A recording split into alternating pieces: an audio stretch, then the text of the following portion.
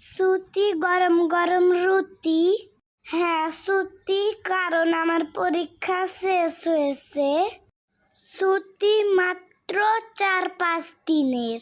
Hello viewers, আসসালামু আলাইকুম। সবাই কেমন আছেন? অনেকদিন পর একটা ভিডিও নিয়ে আসলাম। আমার পরীক্ষা শেষ গতকালকে, মানে 12 তারিখ রাতে। আমার বাবা আসার আগে ঘুমিয়ে যায়। তাই বাবা যে কোনো জিনিসই আনুক না কেন, সেটা আমি সকালে ঘুম থেকে উঠে দেখতে পারি। ঠিক তেমনি গতকালকে ঘুম থেকে উঠে দেখি বাবা লিচু নিয়ে এসেছে। আলহামদুলিল্লাহ, বছরের প্রথম লিচু খেলাম। লিচুগুলো টক মিষ্টি দুটোই ছিল। পরীক্ষাও শেষ হয়ে গিয়েছে, মাথার ভিতর থেকে প্যারাও শেষ হয়ে গিয়েছে। স্কুল থেকে এসে টিভি দেখলাম, খেললাম, গোসল করলাম। বাবা কালকে বাসায় ছিল। হঠাৎ করে মনে হলো দুপুরে পোলাও খাবো। তাই আম্মু খুব অল্প সময়ের ভিতরে রান্না করে ফেললো। আমাদের দুপুরে খেতে খেতে 3টা বেজে গিয়েছিল। কালকে কিন্তু খুব সুন্দর ওয়েদার ছিল। বিকালবেলা আয়নের সাথে অনেকক্ষণ খেলেছি।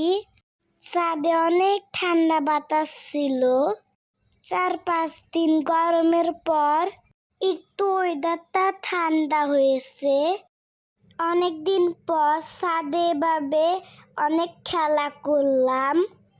আর 2টা ঘুড়ি নিয়ে এসেছিল।